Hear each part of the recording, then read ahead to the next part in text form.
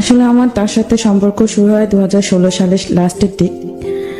আমি একটা অফিসে জব করি, ওখানে আমার আমার আম্মু জব করে, আমার আম্মুর সঙ্গে যাই ফ্যাক্টরিতে।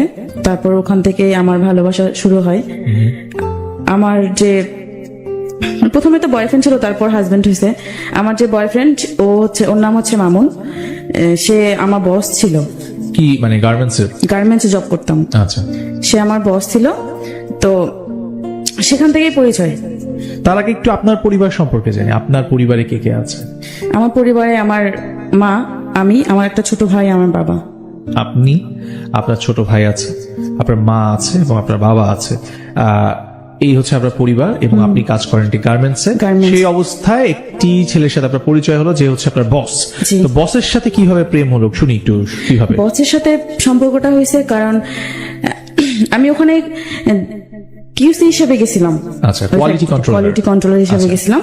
তারপর এক পর্যায়ে ওখানে একটা স্টোর ছিল, মানে স্টোর টাইম কিপার একটা ছিল।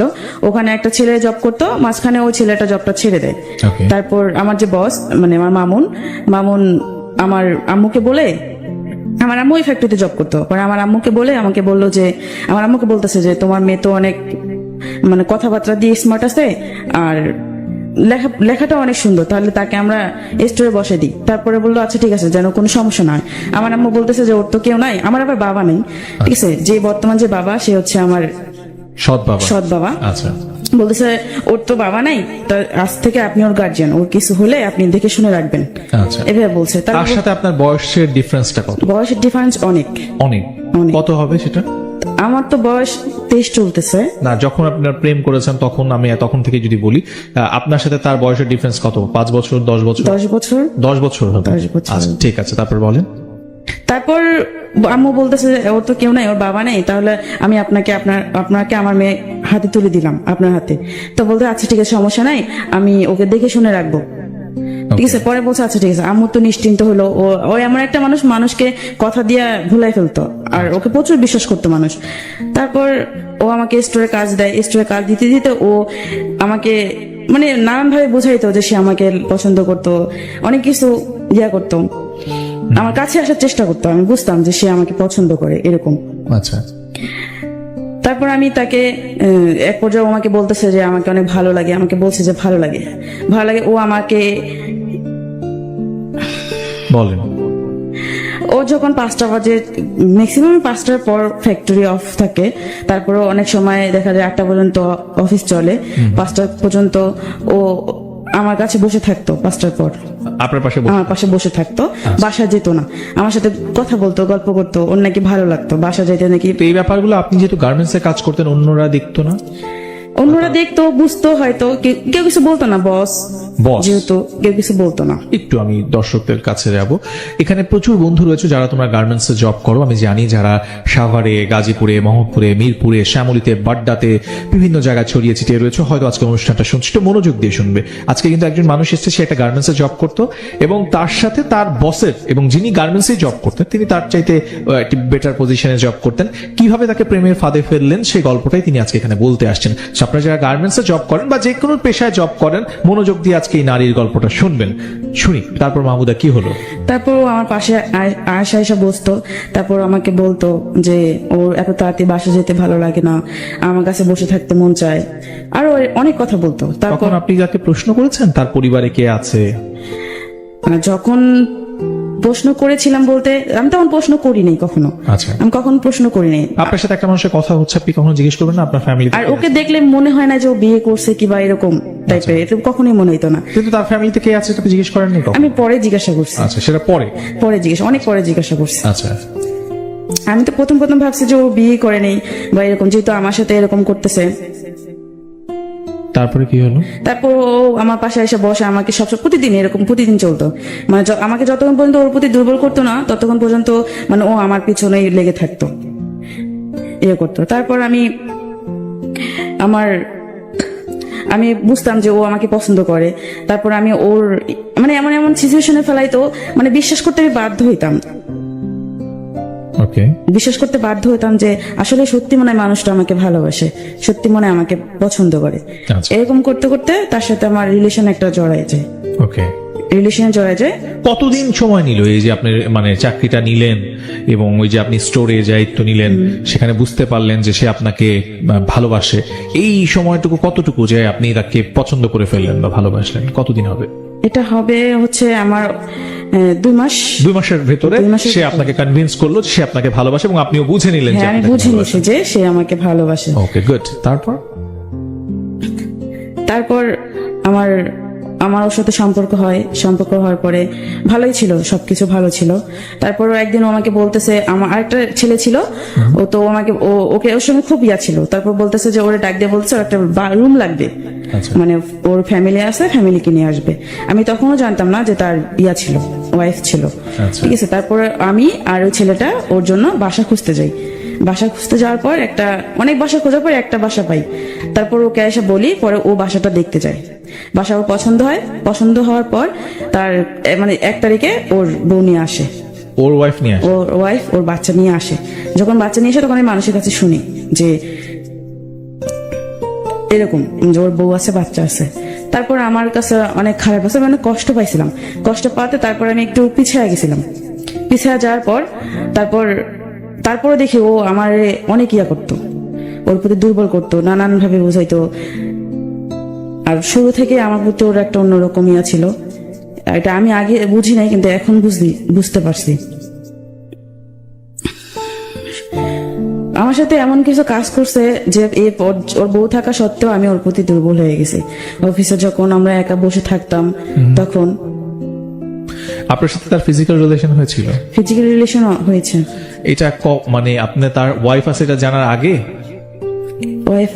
আপনি কিন্তু অনেক কিছু লুকিয়ে যাওয়ার চেষ্টা করছেন। আপনি যদি লুকিয়ে যান তাহলে আমি কিন্তু আমার গল্প শুনতে পারবো না। সো আপনাকে ক্লিয়ারলি কথা বলতে হবে। প্রথমত হচ্ছে আপনি তার সাথে পরিচিত হলেন এবং পরিচিত হওয়ার পরে আপনার তার সাথে সম্পর্ক হলো এবং এরপর আপনি বললেন তার বাসার মধ্যে তার ওয়াইফ চলে আসছে। এর মধ্যে আপনি কিছুই জানতেন না। তারপরে যখন আপনি জানলেন যে তার বিয়ে হয়ে গেছে, এরপর আপনি তার সাথে কেন চললেন? এরপর আমি তার প্রতি প্রচুর দুর্বল হয়ে গেছিলাম। তাকে অনেক ভালোবাসছি, অনেক ভালোবেসে ফেলছি। যেটা 2 মাসের মধ্যে অনেক 5-6 মাস হয়ে গেছে। সেই 5-6 মাসের কিছুই তো গল্প আপনি আমাদেরকে বললেন না। আপনি তো বললেন যে 2 মাসের মধ্যে আপনি বাসায় 2 মাসের ভিতরে ওর সাথে আমার রিলেশনটা হয়। হ্যাঁ, রিলেশন হয়। তারপরে ওর সাথে আমার ফিজিক্যালি রিলেশন হয়। হ্যাঁ, সেটা আপনি এড়িয়ে যাচ্ছেন কেন? সেটা যদি আপনি না বলেন আমার দর্শক তো জানবে না। ফিজিক্যালি রিলেশন ওর বাসায় ওর ইয়াতে হয়। হ্যাঁ, তো এইটার জন্য আপনি নিজে গেছিলেন তার সাথে? আমি নিজে যাইনি, সে আপনাকে নিয়ে গেছে। সে আমাকে নিয়ে গেছে। তখন আমি তখনই আমার সেক্ষেত্রে আপনি জানতেন না যে সে তখন ম্যারিড? জানতাম না। তো এটা হচ্ছে আপনার রিলেশনের কতদিন পরে? সম্পর্কটা হওয়ার কতদিন পরে? সম্পর্ক হওয়ার 3 মাস পর। সম্পর্ক হওয়ার ঠিক 3 মাস পরে আপনি তার সাথে ফিজিক্যাল রিলেশনে চলে গেলেন। আচ্ছা, এরও 3 মাস পরে আপনি জানলেন যে তার বিয়ে হয়েছে, তাই তো? এই যখন জেনে ফেললেন যে সে বিয়ে করেছে, তখন আপনি কি ডিসিশন নিলেন বা কি করলেন? আপনি প্রথম কি করেছিলেন বলেন তো? যখন আমি জানতে পারি যে তার বউ আছে, বাচ্চা আছে, তারপর আমি আর পারিনি পিছাইতে, কারণ যেহেতু ওর সাথে আমার ফিজিক্যালি রিলেশন হয়ে গেছে, আমি আর পারি নাই, কারণ আমি ওর প্রতি অনেকটা দুর্বল, যেটা বলার বাহিরে।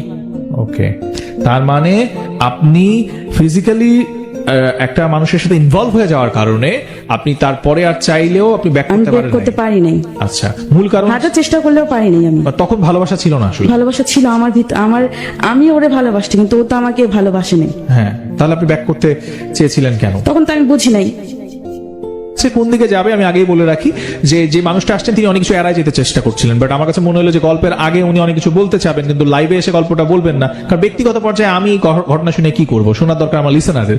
সো আপনারা লিসেনাররা এটা আমাদেরকে শুনতে হবে। সো আজকে যারা লাইভটা দেখতেছেন, let's share this live, because এই ঘটনা শুধুমাত্র মাহমুদার সাথে ঘটনা, প্রচুর মাহমুদা এরকম ছড়ায় ছিটায় আছে। স্পেশালি তোমরা যারা গার্মেন্টসে জব করো বা বিভিন্ন নারী বন্ধু রয়েছে, তোমরা যারা বিভিন্ন জায়গায় জব করো, তোমাদেরকে আমি স্পেশালি বলবো just share this, please share this, because এই যে আমরা যারা বিভিন্ন অফিসে জব করি, আমাদের মধ্যে নারী পুরুষ সবাই মিলেই তো জব করে, তো সেখানে একদল সুযোগ সন্ধানী মানুষ থাকে যারা এই ধরনের টোপগুলো ফেলে যে তোমাকে আমি প্রতিষ্ঠিত করে দিব, কিংবা তোমার সাথে কথা বলতে আমার ভালো লাগে। এই যে নাটকগুলো করে, এই নাটকের একটা রূপ রেখা আজকে আপনারা দেখতে পাবেন, এবং এই কারণে আমি মাহমুদাকে আসলে ও যে এই বিষয়গুলো এড়িয়ে যেতে চাচ্ছিল সেগুলো আমি ওকে বলাচ্ছি। এতে করে আমাকে হয়তো খানিকটা সময় ব্রেক নিতে হচ্ছে, কারণ ও আসলে কথাগুলোকে একদম গুলিয়ে ফেলেছে। যে গল্পটা সে বলতে আসছে সেই গল্পটা, মেইন গল্পটা বাদ দিয়ে সে অন্য জায়গায় চলে যাচ্ছে। So, আপনারা যারা গল্পটা শুনছেন তাদেরকে মনোযোগ দিয়ে বলে রাখছি, আজকে মাহমুদা এখানে কেন এসেছে। মূলত ও এসেছে ওর জীবনের সেই গল্পটা বলতে, যেই গল্পটার সাথে ও প্রতারিত হয়েছে এবং যে গল্পটা ওর জীবন থেকে নেয়া, ওর ভালোবাসার গল্প। আপনার গল্পটাও আমি শুনবো নেক্সট স্যাটারডেতে। জাস্ট রেজিস্ট্রেশন করে ফেলুন, স্ক্রলে দেখেন রেজিস্ট্রেশন নিয়মটা বারবার যাচ্ছে। মাহমুদা, আপনি একটু পুরো ঘটনাটা আমাদেরকে বলবেন যে আপনার সাথে তার প্রেম হলো, প্রেম হওয়ার 3 মাসের মাথায় আপনি তার সাথে ফিজিক্যাল রিলেশনে চলে গেলেন। সেই সময় কি কারণে গেলেন? সে কি আপনাকে বাধ্য করেছিল বা সে আপনাকে বলেছিল আপনাকে ছেড়ে চলে যাবে? কি কারণ, আপনি একটি মেয়ে হয়ে কেন এই ধরনের ডিসিশন নিলেন? ও আমাকে ওর বাসায় ডেকে নিয়ে গেছিল, ঠিক আছে? ওর বাসায় ডেকে নিয়ে গেছিল ওর কাপড় চোপড় ধোয়ার জন্য, রান্না করার জন্য, কারণ ও না খেয়েছিল তো আমাকে ডাকছিল। তারপরে আমি ওর বাসায় যাই, বাসায় যাওয়ার পর ওর সমস্ত কাজ করি, কাজ করার পর ও আমাকে জোর করে ফিজিক্যালি রিলেশন করার জন্য। ওকে, জোর করার পর আমার ওর সাথে ফিজিক্যালি রিলেশন হয়। ওকে, তারপর কি হলো বলেন? তারপর থেকে তো এমন কোনো মানে প্রতি সপ্তাহে এমন কোনো দিন ছিল না যে প্রতি সপ্তাহে ওর সাথে আমার ফিজিক্যালি রিলেশন হইতো। তখন আপনাদের বিয়ে হয়নি? তখন আমার বিয়ে হয়নি ওর সাথে। আচ্ছা, কারণ আমি ভয় পাইতাম যদি ও আমাকে ছেড়ে চলে যাইতো। মানে আপনি ওকে আপনার কাছে রেখে দেওয়ার জন্য সম্পর্কে বারবার যেতেন? হ্যাঁ। তাই, ঠিক আছে। তারপর কি হলো? তারপর ওর বউ আসলো, ওর বউ আসার পর অনেক সমস্যা হয়েছিল আমার আর ওর মাঝে, ঠিক আছে? আমি ওকে বলতাম যে, কারণ এই সম্পর্ক এরকম করে তো আর হয় না সম্পর্ক। ও আমাকে সবসময় বলতো, যখন বললাম যে তোমার বউ আছে, বাচ্চা আছে, তুমি কি করবা, পরে ও আমাকে বলতো যে দেখো বউ আছে, বাচ্চা আছে, পরে না জানলেও চলবে, ওকে, যখন জানবে জানবে, এখন জানার দরকার নেই। আমাকে বলছে যখন জানবে তখন দেখা যাবে। আমাকে শুরুতে এভাবে বলছে আচ্ছা, যে যখন জানবে তখন, জানলে জানুক, তখন দেখা যাবে কি হয় না হয়।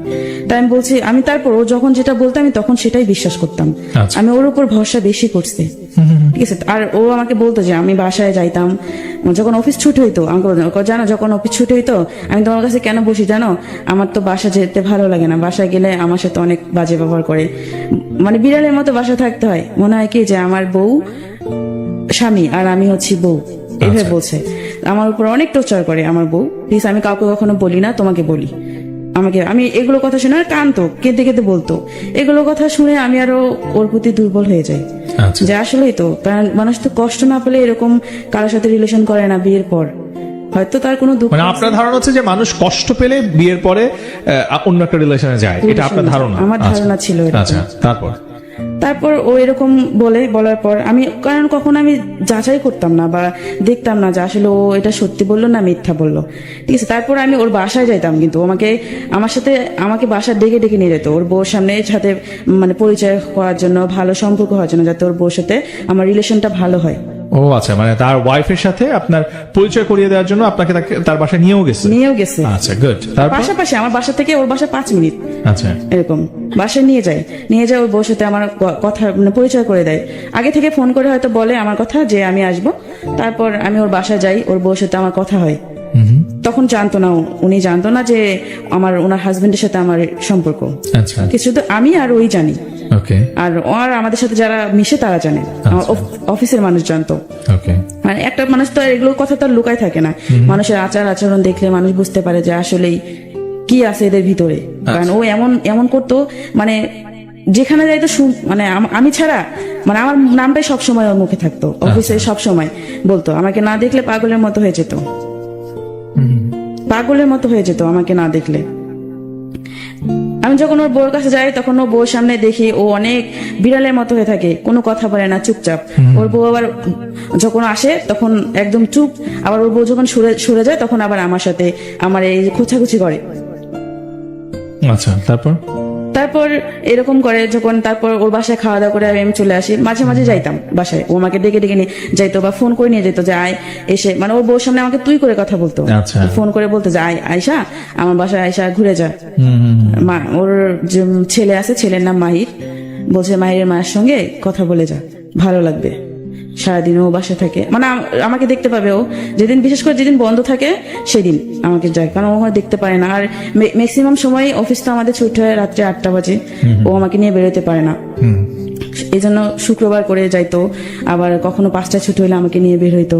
আচ্ছা, এরকম করতে করতে ওর বউর সাথে আমার একটা ভালো সম্পর্ক তৈরি হয়। ওর বউ আমাকে বিশ্বাস করে প্রচুর, ছোট বোনের মতো ভালোবাসতো যেটা, ঠিক আছে, কারণ এই বিশ্বাসটা ও ঢুকাই দিছে আমাদের ভিতরে। ওকে।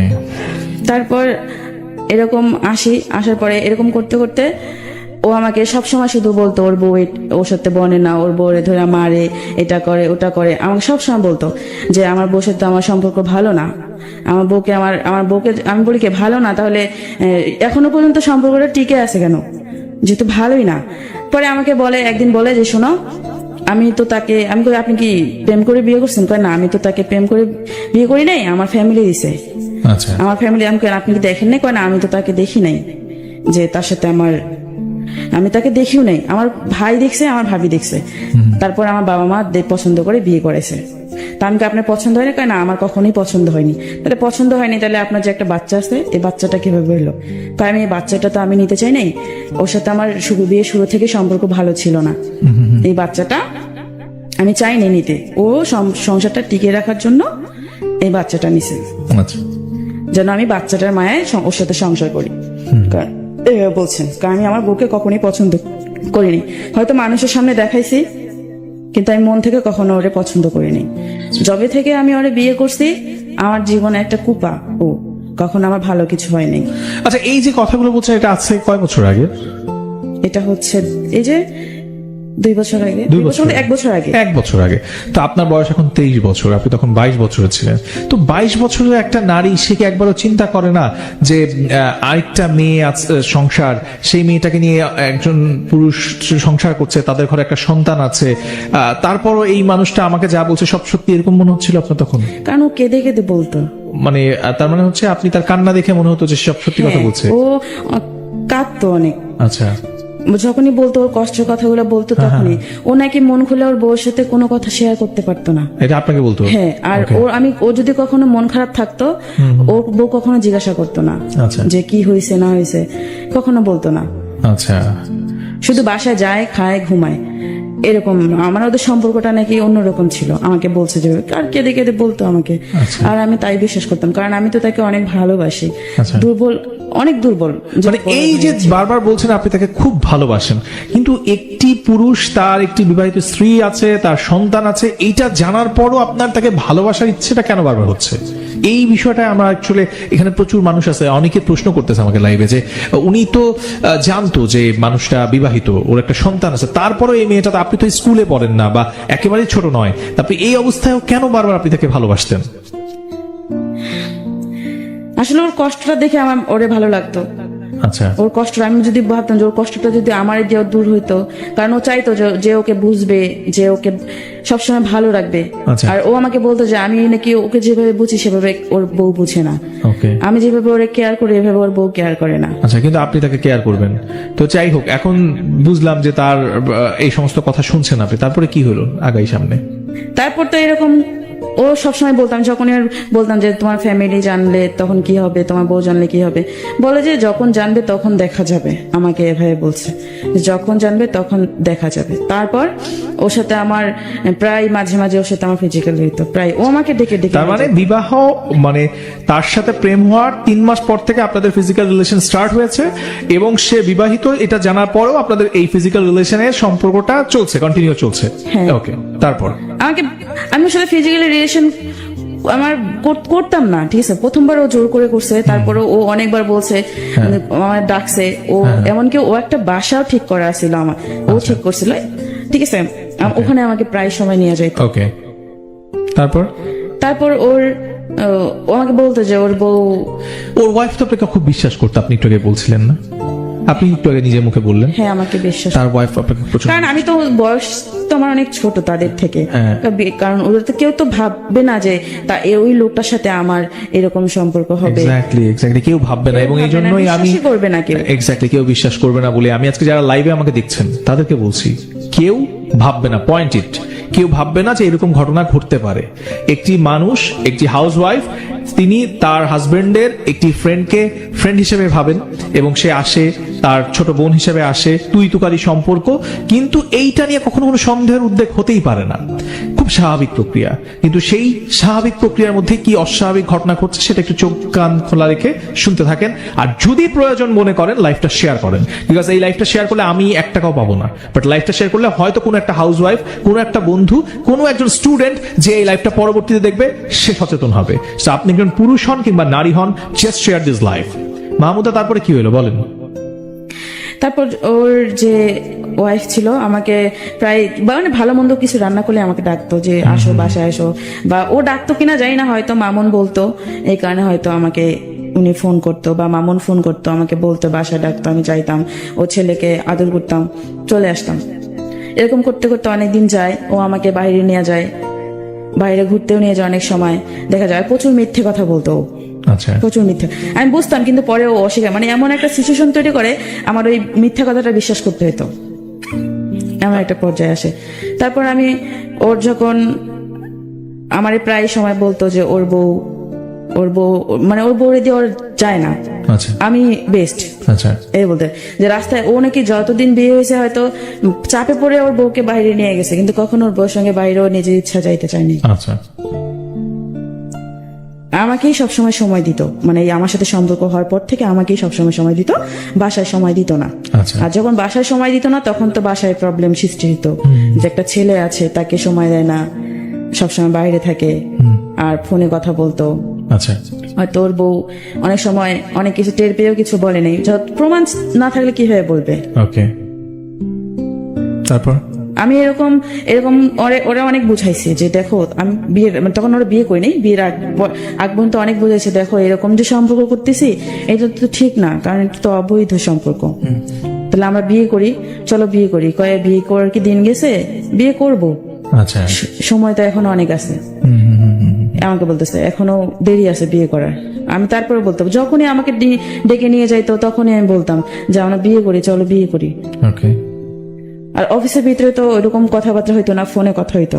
ওকে, আর অফিসে যখন দেখছে যে ওর সাথে আমার ওর সাথে সম্পর্ক সবাই জানাজানি হয়েছে, ঠিক আছে, আমার এক পর্যায়ে আমার আম্মুও শুনে, আম্মু বিশ্বাস করতো না, আম্মু কিন্তু প্রচুর আমাকে বিশ্বাস করে, মানুষের কথা কখনো বিশ্বাস করেনি, আচ্ছা, কখনো বিশ্বাস করেনি, সবাই বলছে, প্রমাণ পর্যন্ত দিছে, কিন্তু আম্মু বিশ্বাস করে না যে আমার মেয়ে এটা কখনো করতে পারে না, আমার মেয়ের প্রতি বিশ্বাস আছে।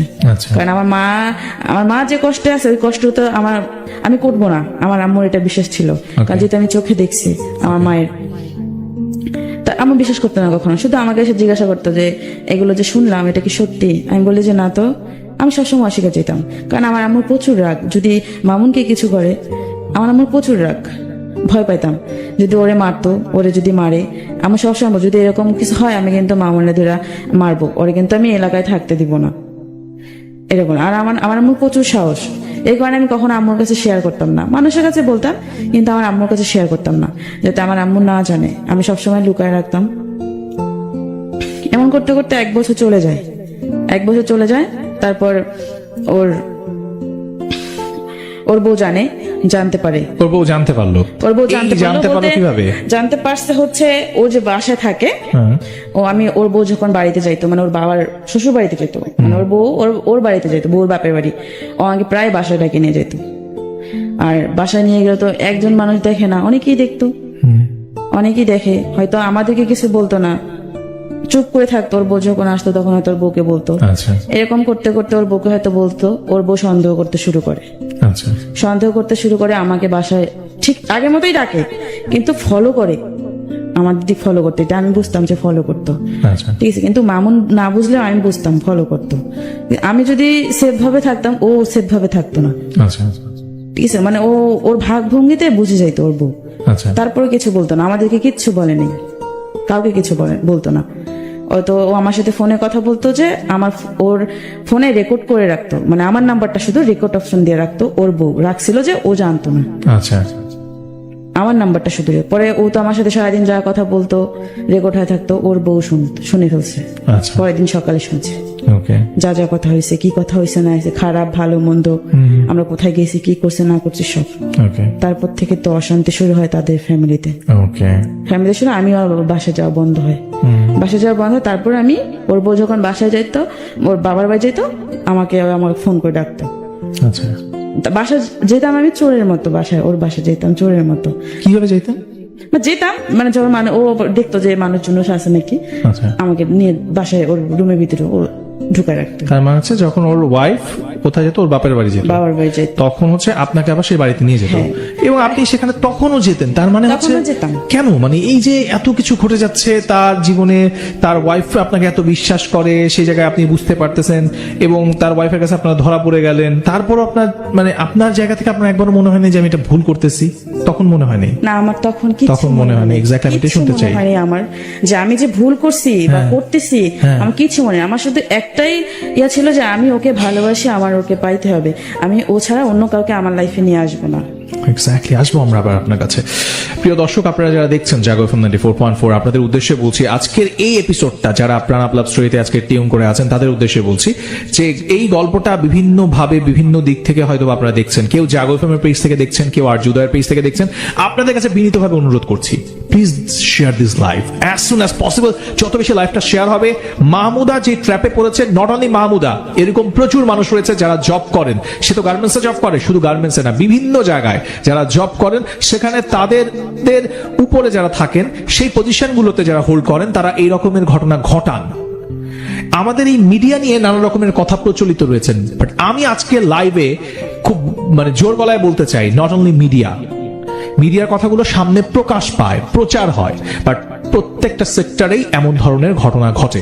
যদি আপনাদের চোখ কান খোলা থাকে, বিভিন্ন পত্র পত্রিকায় দেখবেন কিছুদিন আগে বাংলাদেশের সুনামধন্য কিছু ব্যাংকেও এই ধরনের ঘটনা উঠে এসেছে। সো আমি বলবো যে অনেক সেক্টরেই আছে, বাট আমরা খুবই অভাগা যারা আমরা মিডিয়াতে কাজ করি, কেন যেন তীরটা আমাদের দিকেই আসে, বাট ঘটনাগুলো বিভিন্ন সেক্টরেই ঘটে।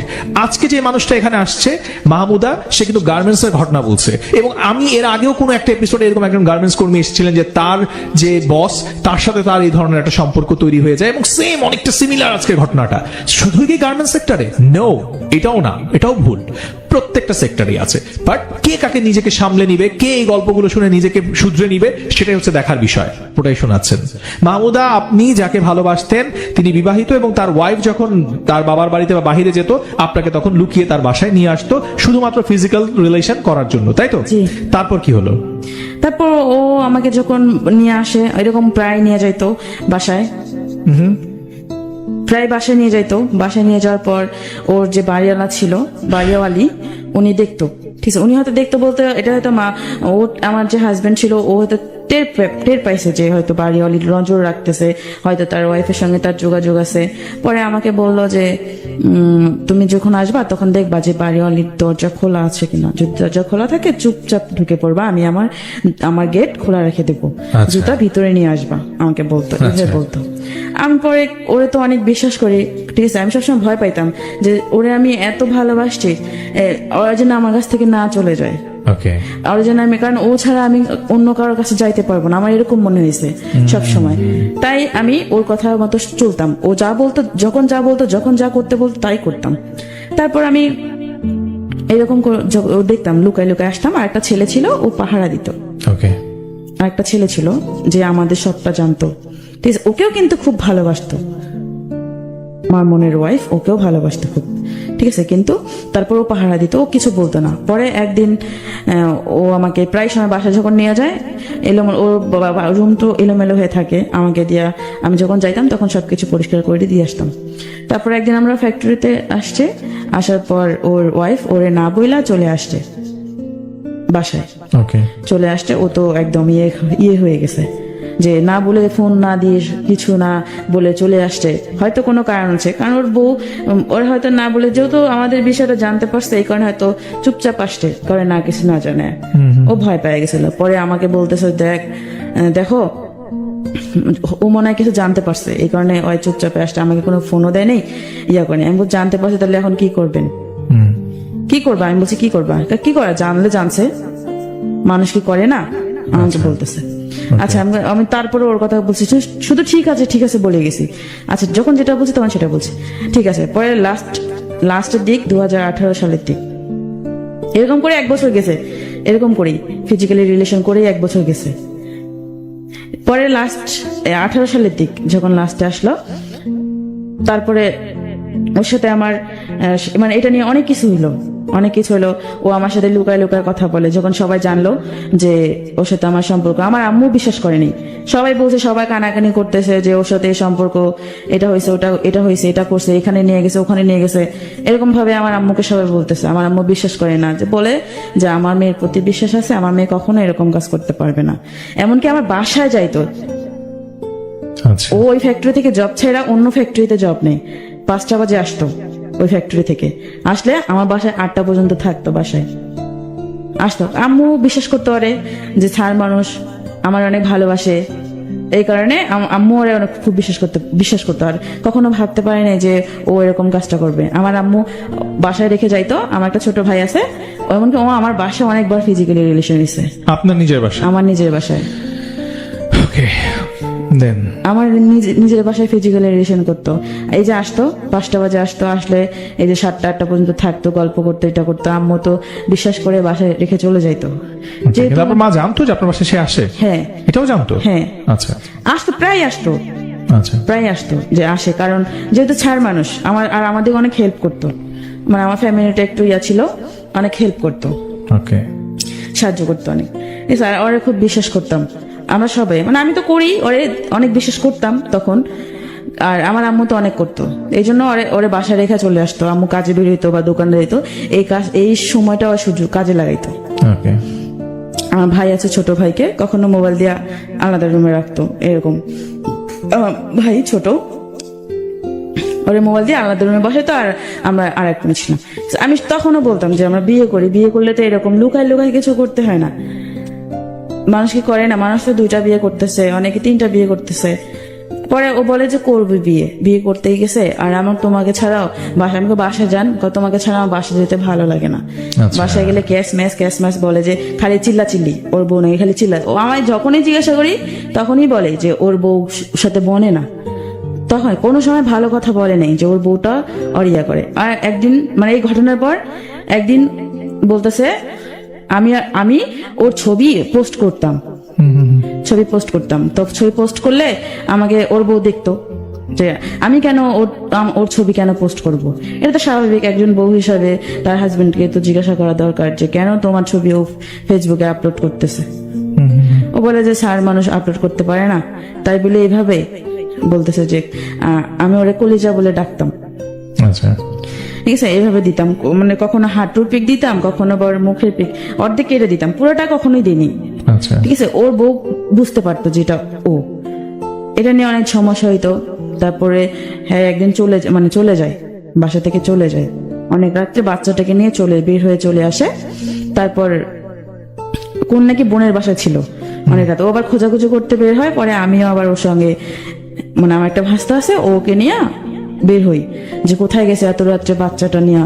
আমি আবার ওর সঙ্গে বের হই। পরে আমাকে বলতেছে তুমি আসছো কেন, তোমাকে দেখলে তো আরো সমস্যা হবে। পরে আমি বলছি না আমি আসি।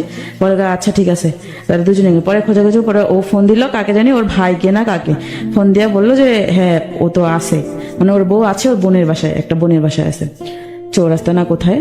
পরে ও নিশ্চিত হলো। পরে আমরা ওখানে একটা কলেজ গেট, আমি যেখানে থাকি ওখানে একটা কলেজ গেট আছে, ওখানে বসলাম। বসার পর অনেকক্ষণ কথাবার্তা বললাম। ওর বউর বিষয়ে কথা বলতেছে যে অনেক অশান্তি বাসার ভিতরে, আমার ভালো লাগে না, মানুষ কি করে না। আর আমি এখন কথা বলি না তোমার সাথে। ও কিন্তু আমার সাথে এই ইয়ার পর ও আমার সাথে কম কথা বলছে, বেশি কথা বলেনি, যাতে পরিবার ওর বউ বিশ্বাস করে যাতে আমার সাথে ওর কোনো সম্পর্ক নেই। এই কারণে কম কথা বলতো, বাসা থেকে কম বেরোইতো। আচ্ছা, ঠিক আছে। আর বাসা থেকে যখনই বেরোইতো ওর বউ খালি সমানে ফোন দিত যে ওর বউ সুন্দর ছিল, যে হয়তো সুমিক মাহমুদের কাছে গেছে, এরকম একটা ইয়া করতো। তারপর এরকম করতে করতে পরে 3 দিন পরে ওর বউ আবার আসছে বাসায়, নিয়ে আসছে নাকি আমি জানি না, কিন্তু বাসায় আসছে। বাসায় আসার পর হয়তো ওদের মারামারি লাগছে নাকি লাগছে, ওর হাতের এখানে ছুলে গেছে বা গালে একটু ছুলে গেছে। পরে আমাকে বলতেছে যে বাসে করে জানি কোথায় যাচ্ছে। পরে আমাকেও দেখাইতেছে, আমি বুঝি নাই প্রথমে কি হয়েছে। পরে আমাকে বলতেছে দেখো কি করছে। আমি কি করছে, আমি তুমি কি শরীর ইয়া করছিলা যে এরকম দাগ হয়েছে? না, আমাকে না মারছে, এভাবে বলছে। জানেন না, একটু মন খারাপ করে বলছে। আমার আরো ওর প্রতি ইয়া লেগে গেছে যে এইভাবে বউ মারে, স্বামীকে কখনো মারে। পরে আমি একদিন ওর বউকে জিজ্ঞাসা করছি যে শুনেন, আপনি কি আপনার ইয়াকে আপনার বরকে মারছেন? পরে বলতেছে না, আমি তো মারি নাই, এটা মিথ্যে কথা বলছে।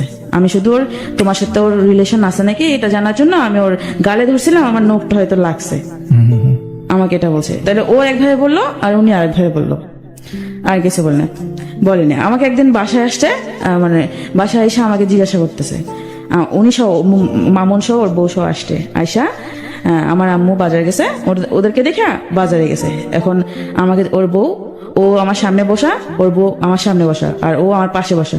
ওর বউ আমাকে ডাইরেক্ট জিজ্ঞেস করতেছে যে তুমি, আচ্ছা তোমার স্যার কি তোমাকে কখনো এরকম দেখাইছে যে তোমাকে বিয়ে করবে বা কোনো কিছু, কোনো দেখাইছে, আশা দিছে তোমাকে? তা আমি একবার ওর মুখের ভিতরে দেখি, একবার ওর বউর মুখের ভিতরে দেখি।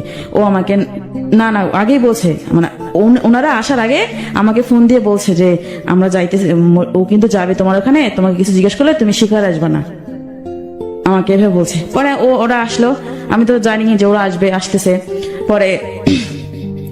পরে আমাকে জিজ্ঞেস করতেছে, তুমি সত্যি করে বলো তো তোমার স্যারের সাথে তোমার কোনো সম্পর্ক আছে? বলো, তুমি বলো, যদি কোনো সম্পর্ক থাকে তাহলে আমি নিজের দাঁড়ায় থেকে তোমাকে বিয়ে দিব, এভাবে বলছে। পরে আমি বলছি না, আমাকে তো কখনো এভাবে উনি আশা দেয়নি, আমি মিথ্যা বলছি যে আশা দেয়নি, মানে আমি ও যেটা আমাকে শিক্ষা দিয়েছে আমি সেটাই বলছি। পরে উনি চলে গেল, আমার তো অনেক রাগ উঠছে যে উনি আমাদের বাসায় এসে আমাকে এভাবে বলে গেল, যে আমার অনেক রাগ উঠছিল তখন তো আমি আবেগের ভাসছিলাম, বুঝছেন। তারপর রাগ উঠছে, তারপর ওর বউ চলে গেল, আমাকে অনেক কিছু বোঝায় চলে গেল। চলে যাওয়ার পর 1 মিনিটও হয় নাই, ও আবার আমার বাসায় আসছে, আইসা আমার হাতে পায়ে ধরতেছে যে আমি যেন রাগ না করি, রাগটা কিছু যেন না করি, ওর বউর কথায়। ও আমাকে ভালোবাসে আর সারা জীবন ভালোবাসবে, এভাবে বলছে। আমি তো মানে আমি কান্না করছি আর অনেক প্রচুর রাগ হয়েছে যে কেন আমি ওর কাছে স্বীকার করতে পারলাম না, এত কিছু হয়ে গেছে, কেন আমি স্বীকার করলাম না যে তার সাথে আমার সম্পর্ক আছে, তার হাজবেন্ডের সাথে আমার সম্পর্ক আছে। আমি এটা ওরে বলতেছি, ঠিক আছে তুমি যদি এখন বলো কুরুক্ষেত্র হয়ে যাবে, আমাকে বলতেছে। তারপর আর কি করার, ও আমাকে বোঝাই ঠোঝায় হাতে পায়ে ধরলো, ধরা মন খারাপ করে চলে গেল। পরে আমি মন খারাপ করছে, পরে আমার বিকেলেও ঘুরতে নিয়ে গেল আমার মন ভালো করার জন্য। ওর বউ বুঝতে পারছে যে ও আমার কাছেই আসছে, কারণ ওর বউ তো অনেক চালাক, যেটুকু ওর মুখ থেকে শুনছি বুঝতে পারছে। বোঝার পরে একদিন এরকম করতে 18 সালটা গেল, এরকম ওই ফিজিক্যালি করতেই এভাবে আমাকে নিয়ে যাইতো, ওই আপুর বাসায় নিয়ে যাইতো, আবার নিয়ে আসতো, আবার যাইতো, ওর যখনই প্রয়োজন হইতো। এর মধ্যে নাকি ওর বউর সাথে ওর কোনো কিছু হইতো না। আমি যদি জিজ্ঞাসা করতাম যে তুমি আমার সাথে এরকম করো, তোমার বউর সাথে কখন কি করো তুমি? পরে বলে যে আমার না বউর সাথে আমার রুচি কুলায় না, আমাকে এভাবে বলে, রুচি কুলায় না। আর একটা কথা বলছে যে ও আমার কাছে আসতে চায়, আমি ওরে আমার কাছে নেই না, কারণ আমার ভালো লাগে না। যখনই ওরে আমার কাছে নিয়ে আসি আমার তোমার কথা মনে পড়ে, যখনই ও আমার কাছে আসতে চায় আমার তোমার কথা মনে পড়ে, ও আমাকে বলতেছে। তারপর আমি বললাম যে আমি বিশ্বাস করি যে আসলেই তো, কারণ ও তো আমাকে অনেক ভালোবাসে, যদি ভালো না বাসতো তাহলে তো আমার প্রতি এত খেয়াল করতো না, এত করতো না। পরে ও এভাবে বলে আমি ওর কথাই বিশ্বাস করতাম। তবে এমন করতে করতে আমি কনসেপ্ট করি। এটা কবে? এটা বিয়ের আগে, মানে কত সালে? 2018-তে। ওকে। তারপর কনসেপ্ট করার পর আমি ওকে বলি যে এরকম। পরে ও আমাকে বললো যে ও আমাকে একটা মেডিসিন এনে দেয়, মানে বাচ্চাটাকে নষ্ট করার জন্য একটা মেডিসিন নিয়ে আসে। ওকে। মেডিসিন নিয়ে আসা দেয়, পরে আমি মেডিসিন খাই, পরে বাচ্চাটা নষ্ট হয়ে যায়। এটা কিন্তু কেউ জানতো না, শুধু আমি আর ও জানি। ও আমাকে যেভাবে বলতো আমি সবসময় ওর বিশ্বাস করতাম। আমি ভাবতাম যে হয়তো ও সত্যি ভালোবাসে, ও আমার ভালোটাই চাই। আর যারা বলতো যে তোকে ও ভালোবাসে না, তোকে করে ব্যবহার করতেছে, তুই বুঝতেছিস না, আমি মনে করতাম তারা আমার শত্রু, এরকম ভাবতাম। ঠিক আছে, আবার আমরা আপনার কাছে আসবো। আমরা একটু দর্শকদের কাছে আসি যারা টিউন করে আছেন জাগো FM 94.4 এবং একই সঙ্গে ফেসবুকে আমাকে দেখছেন www.facebook.com/jagofm এবং www.facebook.com/rjudoyer ভেরিফাইড পেজ থেকে। তাদের সবাইকে স্বাগত জানাচ্ছি আরো একবার। মনে করিয়ে দিচ্ছি আপনারা দেখছেন প্রাণাপ লাভ স্টোরি এবং শুনছেন প্রাণাপ লাভ স্টোরি জাগো FM 94.4 থেকে। বন্ধু, হালকা কিংবা ভারী যে কোনো খাবারের সাথে নিজেকে শতভাগ কুল রাখার জন্য সাথে রাখুন প্রাণাপ। লাইফের প্রত্যেকটা মুহূর্তকে উচ্ছ্বাসে ভরপুর করে তোলার জন্য প্রাণাপ 2 লিটারের সাথে এখন প্রাণ লাগছে 170 $75 মিলি, পুরোটাই কিন্তু ফ্রি। প্রাণ খুলে মনের কথা বলো। সো মনের কথা বলতে হলে তো এখানে আসতে হবে। যেমনটা আজকে এসেছেন মাহমুদা, তিনি কিন্তু সহজ সরল স্বীকারোক্তি দিচ্ছেন, অনেকেই এটা দিবেন না। আমরা মাহমুদাকে একটা স্যালুট দিতে চাই, কারণ মাহমুদা আজকে সাহস করে এখানে আসছেন। এরকম হাজারো মাহমুদা আছেন যারা হয়তো নিজের কষ্টটা নিজের মধ্যে লুকায় রাখছেন, কখনো আসবেন না, কখনো বলবেন না, কিন্তু মাহমুদাকে দেখে হয়তো অনেকে ইন্সপায়ার হবেন, অনেকে ভাববেন যে না আমার গল্পটা একটু অন্যরকম, বাট আমার গল্পটায় হয়তো আরো কিছু মেসেজ লুকায় আছে। কারণ প্রত্যেকটা মানুষের জীবনটা আলাদা, আলাদা আলাদা জীবনের আলাদা আলাদা গল্প তৈরি হয়, সেখানে ভালোবাসা হয়তো একটা শব্দ থাকে। এই লাভ স্টোরিতে সেই গল্পগুলোই আসে, যেখানে মাহমুদার ভালোবাসা ছিল একপাক্ষিক। সে একজনকে ভালোবেসেছিল, ভালোবেসে এতটাই অন্ধ হয়ে গেছিল যে মানুষটা বিবাহিত জানার পরও তাকে ছেড়ে আসতে পারেনি। কারণ ওই যে তাদের মধ্যে শারীরিক যে সম্পর্কটা হয়ে গেছে, একটি বাঙালি নারীর ক্ষেত্রে এই ব্যাপারটা এতটাই বিশাল যে সে চাইলেও তখন আর ফিরে আসতে পারে না। যখন যে ব্যাপারটা তার সাইকোলজিতে কাজ করে যে না আমার তাকে এখন বিয়ে করতেই হবে, সে যে বিবাহিত তাতে আমার কি যায় আসে, আমি তো তার সাথে ইনভলভ হয়ে গেছি। এবং সেই প্রেক্ষাপট থেকে মাহমুদা কিন্তু তার ইচ্ছার বিরুদ্ধেও তার সাথে বারবার শারীরিক সম্পর্কে যুক্ত হয়ে গেছেন, এবং একটা পর্যায়ে সেই মানুষটির ওয়াইফের সাথেও সে মিথ্যে বলেছেন, এবং দিনের পর দিন তাদের মধ্যে এই সম্পর্কটা কন্টিনিউ ছিল। এক পর্যায়ে মেয়েটি প্রেগনেন্ট হয়ে যায়। কিন্তু সেই আমারও জঘন্য যে কাজটি আমাদের সমাজে প্রচলিত রয়েছে, অর্থাৎ এই অনাগত ভবিষ্যতের পিতৃত্ব কি হবে, কোনো পিতৃত্বের পরিচয় নেই, তাই সন্তানটিকে পৃথিবীতে আসতেই দেওয়া যাবে না, এবং তারই পরিণতি বাচ্চাটিকে নষ্ট করে দেওয়া হলো। তারপর কি হলো আমরা শুনবো, তবে তার আগে জানিয়ে রাখি, তোমরা যারা লাইভটা দেখছো, বন্ধু তোমাকে বলছে যে তুমি আজকে প্রথমবার লাইভ দেখছো বা নিয়মিতই দেখো, আমার লাইভটা কিন্তু তুমি চাইলে শেয়ার করতে পারো। 10টা গ্রুপে শেয়ার করো, বেশি না, 10টা করে গ্রুপে যদি প্রত্যেকে শেয়ার করেন, কালকে রাতে ভিতরে এইটা অনেক অনেক মানুষের কাছে পৌঁছে যাবে। আজকে রাতে অনেকে ঘুমায় গেছে, যারা কখনো রেডিও দেখে না, ফেসবুকে ঢুকে না, আমাদের এই পেজগুলোর তারা ভিজিটই করে না, কিন্তু আপনার ফ্রেন্ড লিস্টে এরকম অনেক ফ্রেন্ড আছে যে সামহাও এই ভুলটা করতেছে নিজে নিজে, হয়তো কাউকে বলতে পারতেছে না। সো আপনি জাস্ট নিজের অজান্তেই সেই মানুষটাকে সাপোর্ট করতেছেন। আপনি নিজের টাইমলাইনে ভিডিওটা শেয়ার করেন, আপনি যে গ্রুপগুলোতে ভিজিট করেন সেই গ্রুপগুলোতে এই ভিডিওটা শেয়ার করেন, তো কি হবে যে অনেক মানুষ দেখতে পারবে, কালকে দিনের বেলাও অনেকে ভিডিওটা দেখবে। সো আমি আপনাদের কাছ থেকে এই সাপোর্টটুকু চাই, জাস্ট শেয়ার করেন। এই লাইভটা যত বেশি শেয়ার করবেন, তত বেশি গল্পগুলো মানুষের কাছে পৌঁছাবে। এগুলো তো গল্প না, এগুলো জীবনের কথা। একটা মানুষ তার নিজের জীবনের, বাস্তব জীবনের ভালোবাসার গল্প বলতেছে। এখানে ভালোবাসা কোথায়, এখানে মোহ কোথায়, এখানে প্রতারণা কোথায়, সেটা আমরা নিজেরাই খুঁজে নিব। চলেন জাস্ট শেয়ার করি। মাহমুদা তারপরে আবার ফিরে আসি। তার আগে একটু বন্ধুদেরকে বলি যে আপনিও এখানে আসতে পারেন। মাহমুদার আজকের গল্প শুনে যার মনে হয়েছে যে আপনি আসবেন, রেডিওটাতে আইসা গল্পটা বলতে হবে, এটা লাইভ কিন্তু।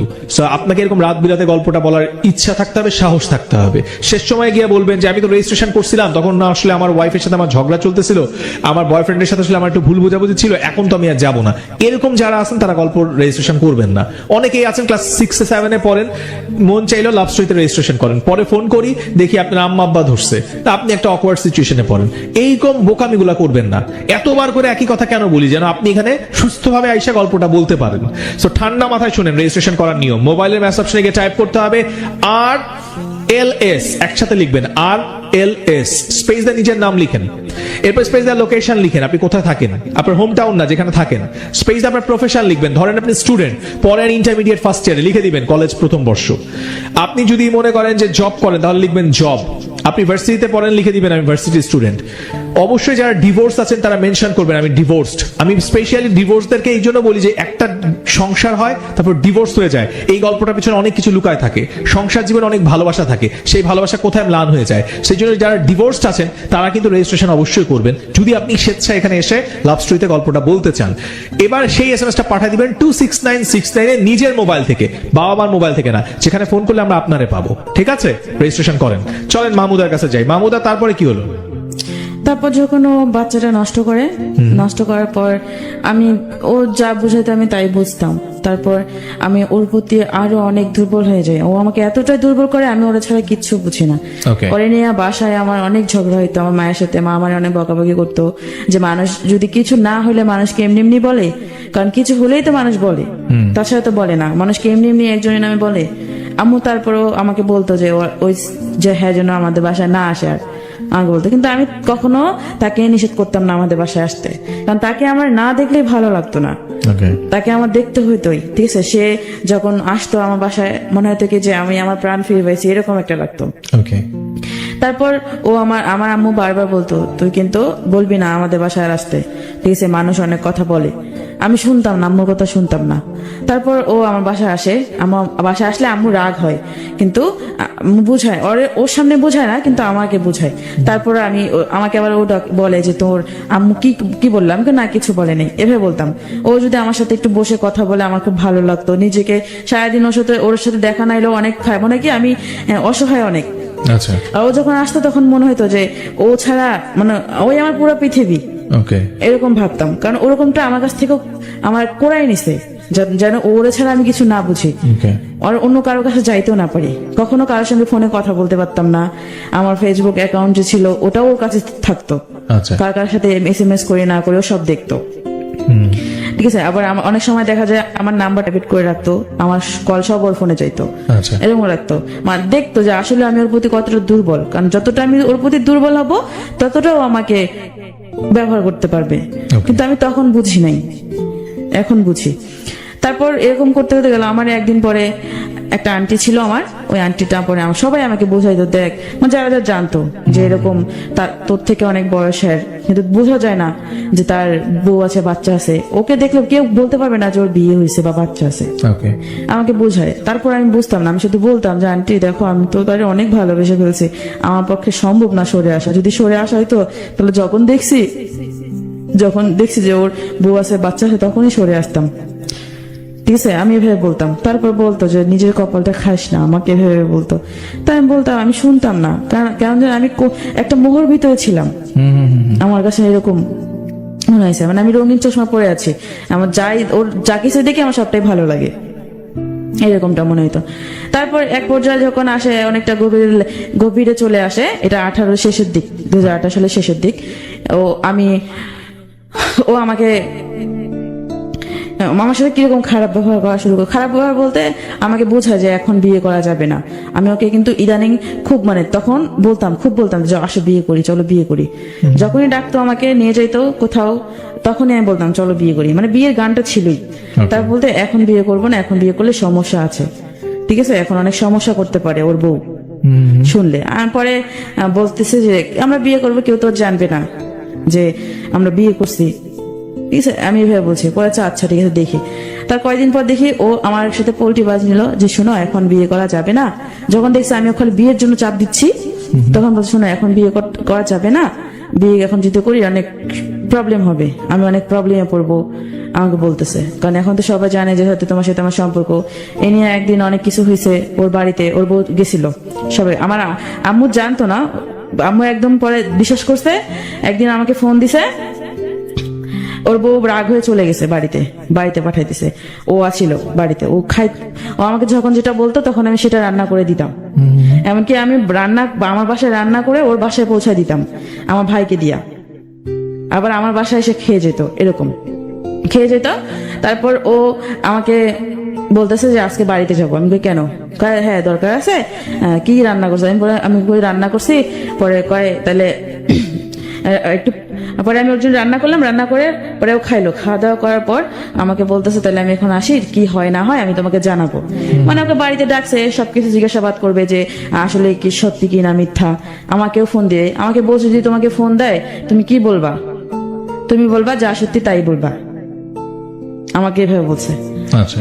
তা আমি পরে ও বাড়িতে গেল, আমার বাসা ভাত খেয়ে গেছে, কিন্তু ওর বাড়িতে গেল। বাড়িতে যাওয়ার পর বিকেলে গেছে, তার পরের দিন সকালে আমাকে ফোন দিছে। ওর বাসা থেকে ওর নাম্বার থেকে একটা ফোন আসে, ওর বউ ফোন দিছে।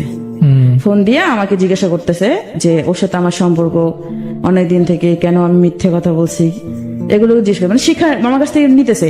পরে আমি বলছি সত্যি কথা যা বলছে। ওর বউ আমাকে এক কথা মানে ও মামুন আমাকে এক কথা বলে, ওর বউকে আর এক কথা বলে। ওর ফ্যামিলি সবাই ছিল ওখানে, ঠিক আছে। ওর যে মামুনের যে বাবা, পরে মামুনের বাবা আমার সাথে কথা বললো যে তুমি তো অনেক ছোট, মানে ও ছেলের দোষ দিতেছে, যদি আমার ছেলে কখনো তোমার কাছে যায় ওরে জুতা দিয়ে মারবা। ওর বাবা বলছে জুতা দিয়ে মারবা, যে ও কেন বউ বাচ্চা রেখে তোমার কাছে গেছে, আর তুমি কেন জায়গা দিছো ওরে, এটা বলছে। এটা প্রশ্ন করাটাই স্বাভাবিক, যেহেতু সবকিছু জানি। তারপর এরকম করতো। আমার পরে অনেক কান্না আসতেছিল যে সবাই জানাজানি হয়ে গেছে। মামুনও বলতেছে ওদের সামনে যে হ্যাঁ আমাকেও ভালোবাসে, আমাকেও ভালোবাসে, ওদের সামনে বলছিল কিন্তু যে আমাকেও ভালোবাসে। তারপরে ও ওর বউ সহ আসলো। পরে আম্মু সেই দিন শুনছে, আমার চোখ মুখ লাল দেখছে, আমি কাঁদছি, সেদিন শুনছে যে আমার সাথে সম্পর্ক রাখবে না, হ্যাঁ দেন মানে বলছে, সবাই মানে নিষেধ করছে, আমাকে এইভাবে বলছে। তারপর ও বউ সহ আসতেছে বাড়িতে, বাসের ভিতরে আমি ফোন দিছি। ফোন দেওয়াতে পরে আমি কথা বলতেছি, ওর বউর সাথে কথা বলতে। ওর বউ আমাকে জিজ্ঞাসা করতে হলো, সেদিন তুমি কেন অস্বীকার করছো যে তোমার স্যারের সাথে তোমার কোনো সম্পর্ক নেই? আমি কিন্তু সবসময় মামুনের জন্য ওর বউর সাথে অস্বীকার করতাম, মিথ্যা কথা বলতাম যে সম্পর্ক নেই, এসব বলতো। তারপর আমার আম্মু ফোন দিল, বাসে কথা হইলো, আমার সাথে কথাবার্তা হইলো। ও মানে ওর বউ সামনে আমাকে মনে চিনেই না, এমন ভাবে কথা বলে যে আমাকে চিনে না। পরে আমার তো রাগ উঠে গেছে, আমি অনেক বকা দিছি, রাগ হয়ে বলছে যখন সম্পর্ক বকা দিছি। পরে আমার বকা শুনে পরে আমার আম্মু ফোন ধরে আম্মু তো সেই বকা দিছে যে আপনার অনেক খারাপ ভাষায় বকা দিছে। পরে আম্মু বলছে যে আপনাকে বিশ্বাস করছি, আপনি আমার ঘোড়া শিং দিছেন, এভাবে একটা কথা বলছে আমার, যে আপনি কিভাবে এরকম করলেন, আপনারে পাইলে ধরি মারবো ধরি, এভাবে বলছে আম্মু, এরকম করে বলছে। হেরা সেই দিন আর আসে নাই, মানে আমাদের এলাকায় আর আসে নাই। ওর ভাইয়ের বাসায় চৌরাস্তা ভাইয়ের বাসায় ওর বউ নিয়ে উঠলো। ওঠার পরে পরের দিন বলতে আমার বাসায় কিন্তু খুব অশান্তি চলতেছে, খুবই অশান্তি চলতেছে, যেটা বলার বাহিরে যে আমি ওর সাথে সম্পর্ক করি, এত কিছু হয়ে গেছে। ওই তখন থেকে আমার ওকে বিয়ে করাটার আরো জিদটা বাড়লো, যে আমি আর বিয়ে করছি, যেহেতু সবাই জেনে গেছে সবকিছু, তখন আর কি করার আছে। তখন আমি ওরে বিয়ে করব, কারণ ওর ছাড়া আমি তো আর কারোর কাছে যাইতে পারবো না, কারণ আমি ওরে ভালোবাসি, ওরে আমি সব দিয়ে দিয়েছি, আমি ওকেই ভালোবাসবো। আর আমার অন্য আরেকজনের কাছে যেতে আমার সংকোচ লাগবে, আমি কিভাবে যাবো তার কাছে, আমি তো তাকে ঠকাইতে পারবো না, আমার এরকম একটা ইয়ে আসছে। তারপর ও 2 দিন আমার সাথে দেখা করেনি, ওর বউ চৌরাস্তায় ছিল। ও মনে হয় কাজের জন্য একটা বাইরের জব করতো উত্তরাতে, ওখানে আসতে পরে আমাকে ফোন দিছে দেখা করার জন্য, ওর বউ জানে না। পরে আমি আসলাম, কলেজ গেট আসলাম, একটা রেস্টুরেন্টে বসার পর আর একটা ভাইয়া ছিল, মাসুদ নাম, ওই মাসুদ ভাইয়া সব বসছি। মাসুদ ভাইয়া বলতেছে কি হয়েছে, আমাকে পাগলি বলে ডাকতেছে, কি হয়েছে পাগলির? ও মাসুদ ভাইয়া সবসময় বলতো যে শোনো, মামুন কিন্তু তোমাকে ভালোবাসে না, তোমাকে শুধু ব্যবহার করতেছে, তুমি বুঝতেছো না, আমাকে এভাবে বলছে। ওর সাথে এরকম সম্পর্ক না জড়ায়া, ও বিয়ের সাবজেক্ট বাদ দিয়া ওরা দিয়ে কিছু করে নাও তুমি, এভাবে আমাকে বুঝাইতো। কিন্তু আমি তারপর ইয়া করতাম না। পরে ওই রেস্টুরেন্টে এসে মাসুদ ভাইও আসলো, মামুনও আসলো। তারপর বলতেছে যে হ্যাঁ আমরা বিয়ে করব, এখনই বিয়ে করব। মামুন বলতেছে চলো এখনই বিয়ে করব, মানে ও আমাকে দিয়ে কান্দে দিছে, এমন একটা ভাব, কান্না করে দিতেছে। আমি তো আগে থেকেই কাঁদতেছি ওর জন্য, পাগল আমি যেহেতু, ওরে আমি দেখি না 2 দিন থেকে। পরে বিয়ে করবো, রাত্রি 9টা বেজে গেছে, ওখানে একটু খাওয়া দাওয়া করলাম। খাওয়া দাওয়া করে পরে মাসুদের সাথে প্ল্যান করলো যে ও রুম নিলে আমরা বাসায় উঠে যাবো বিয়ের পর, ঠিক আছে। তারপরে কথাবার্তা হওয়ার পর ও এরকম চললো কিছুদিন। ওর ভাইয়ের বাসার থেকেই জব করলো, এখানে আর আসলো না। ওই যে আমার আম্মু বলছে এই কথা, ও ভয় পেয়েছে হয়তো। তার কয়েকদিন পর আসছে এই বাসায়, আমরা যেখানে থাকি ও পাশাপাশি থাকতো, ওই এলাকায় আসার পর আমরা জানি, কিন্তু আমরা যে ওই রোড দিয়েও চলাচল করে না, তার আরেকটা রোড আছে, ওই রোড দিয়েও যাওয়া আসা করে। তারপর এরকম করতে করতে যায়। তারপর আবার জানি কি হইলো, আমাকে বলতেছে হয়তো ওর বউ নাকি ওরা চাপ দিছে আমাকে, শোনো এখন তোমাকে বিয়ে করা যাবে না, আমি তো তোমাকে এখন বিয়ে করতে পারবো না, এখন যদি তোমাকে বিয়ে করি তাহলে আমার 10 লাখ টাকা প্রয়োজন। আমাকে 10 লাখ টাকার প্রয়োজন, মানে হ্যাঁ 10 লাখ টাকা প্রয়োজন, আমার বউকে দিতে হবে। আমাকে এভাবে বলছে 10 লাখ টাকা দরকার। পরে আমি বলছি 10 লাখ টাকা দরকার, এটা তো আমি জানি না। ও আমাকে আবার আমার একটা আন্টি সহ রেস্টুরেন্টে ডাকছিল যে আসো। পরে আমি ওর সাথে দেখা করবো বলছি কলেজ গেটে। পরে আমি কলেজ গেটে গেছি, আমার আন্টিকে নিয়ে গেছি। আমার তো আমি সারাদিন কাঁদছি, তারপর চোখ মুখ একদম হয়ে গেছে, আমার গলাটা একটু ভাঙা হয়েছে। তারপর আমাকে বলতেছে, আমার দিক তাকাইতেছে। আমি আবার ফুচকা অনেক পছন্দ করতাম, ও নিছে। তারপর আমাকে বলতেছে, ও খাইতেছে, আমি আর আমার খাবার ভিতর দিয়ে ঢুকতেছে না। পরে আমি শুধু ওকে একটা কথা জিজ্ঞেস করতেছি, বিয়ে করবা না কেন, কি সমস্যা?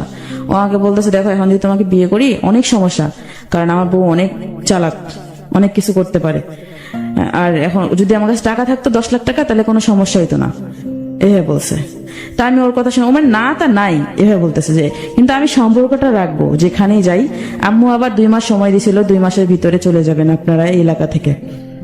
পরে ও বলছে যে আমি যেখানেই যাই তোমার সাথে সম্পর্ক রাখবো। আর আমার কথা হইতেছে যে তুমি যদি দূরে চলে যাও তাহলে তো আমাকে ভুলে যাবে। আমার মনে মনে এরকম ভাবতাম, ভুলে যাবে আমাকে, এরকম একটা ভয় পাইতাম। এই জন্য আমি বলছি যে বিয়ে করলে হয়তো ও আমাকে আর ভুলবে না, এই জন্য আমি ওকে বিয়ের কথা বলছি। আর ও বলতেছে না এখন বিয়ে করবে না, বিয়ে পরে করবো, এখন বিয়ে করবো না, আর শুধু তোমার সাথে আমি সম্পর্ক রেখে যাবো।